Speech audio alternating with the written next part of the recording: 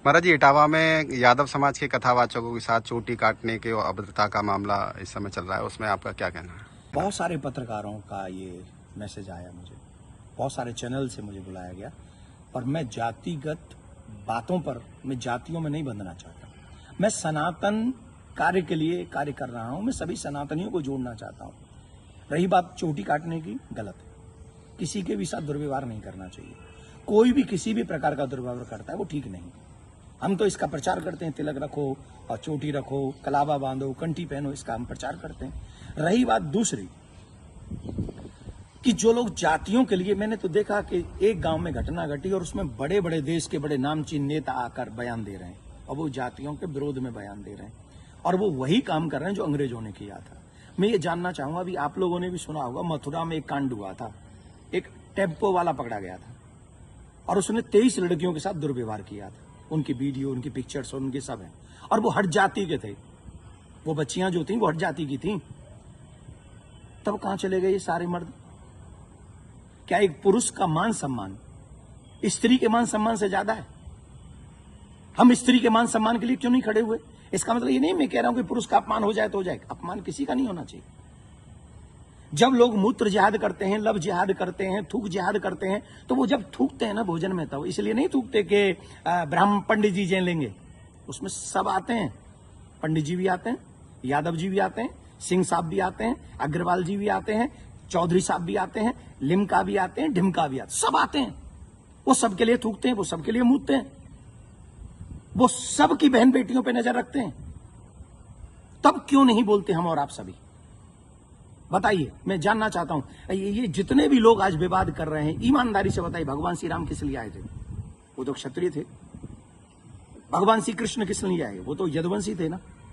किस लिए आए थे? बताइए मुझे, जरा जवाब दीजिए, जो अपनी अपनी जातियों के जो नेता बने बैठे हैं। मैं जानना चाहता हूं आपसे, जितने भी अवतार तुम्हारे सनातन में जिन पुराणों के अनुसार हुए, जिन पुराणों के अनुसार तुम अपने आप को हिंदू लिखते हो, किसके लिए अवतार हुए थे? वो धर्म की स्थापना के लिए हुए थे और धर्म की स्थापना करना ही हम सबका दायित्व है कि हम इस देश में धर्म की स्थापना करें, ना कि धर्म का खंडन करें।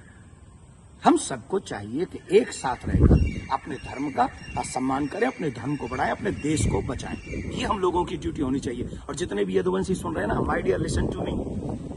निश्चित तौर पे मेरा जन्म जो है ब्राह्मण कुल में हुआ है, लेकिन आपको एक और बात बता दूं, यदुवंशी मेरे हैं सब। पूछिए कैसे?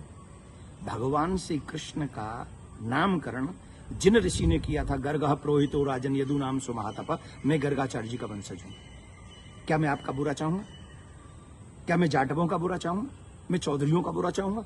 मैं बनियाओं का बुरा चाहूंगा? किसी का बुरा नहीं चाहता। मैं आप सबका भला चाहता हूं और इस देश का भला चाहता हूं। अगर आपको ईमानदारी से अपने इष्ट में निष्ठा है, राम में, कृष्ण में, परशुराम में, हनुमान में, देवी में, देवता में, तो आप शास्त्रों के बताए हुए मार्ग पर चलिए और धर्म का पालन कीजिए और उन विधर्मियों से लड़ने के लिए तैयार हो जाइए जो हमारे देश में जाति का जहर घोलकर, कई बड़े बड़े नेता हैं, जाति के नाम पे कूद पड़े, बस चुनाव की सभाओं में बोल रहे हैं, चुनाव की एक कथा, अरे तुम्हारे इस नाम पे वोट लोगे? लेकिन महाराज जी, सवाल ये आ रहा है कि ब्राह्मणों के अलावा और कोई समाज का व्यक्ति कथा कर सकता है कि नहीं कर सकता? क्यों नहीं कर सकता भाई? कथा प्रवचन कहीं भी करे। हम अपने बच्चों को कहानियां सुनाते, कथा सुनाते हैं, क्या बुराई है? हर एक जाति के व्यक्ति, मम्मी पापा, दादी दादा, नानी नाना तो अपनी ही जाति के होंगे ना। कहानी सुनाए, कथा सुनाए, कोई बुराई नहीं है। लेकिन व्यासपीठ पर बैठ के सप्ताह करना, देखिए उसकी विधा, हम शास्त्रों की बात करेंगे। यहां मैं अपनी बात नहीं करूंगा। मैं ब्राह्मण कुल में मेरा जन्म हुआ है, लेकिन कितने ऐसे कार्य हैं जो मैं खुद नहीं करता। जैसे यज्ञ कराना मैं नहीं करता, क्योंकि उसमें मेरी नॉलेज नहीं है। वो विवाह कराना, वो मैं कार्य नहीं करता। अंतिम संस्कार में भी जो 16 संस्कारों में से एक है, मैं वो नहीं करता।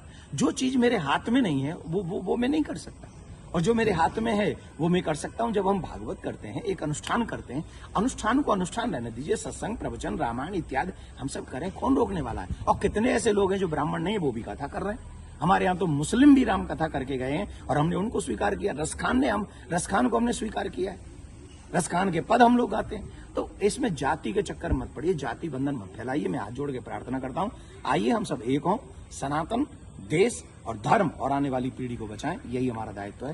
जय श्री राम। लेकिन महाराज जी एक सवाल और कि उनपे आरोप लग रहा है कि छेड़छाड़ की उस घटना में शामिल पाई गई। देखिए, न तो ये काम देवकी नंदन का है और न काम ये अखिलेश जी का और तेज प्रताप जी का है।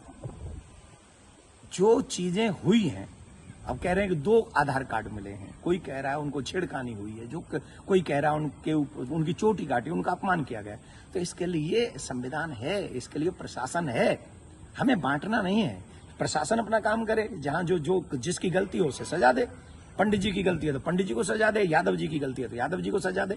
लेकिन जो बड़े बड़े लोग हैं, जो बड़े बड़े पदों पर बैठे हैं, उन लोगों को जातिवाद फैलाकर समाज को लड़ाना नहीं चाहिए। ये अच्छी बात नहीं है। धन्यवाद।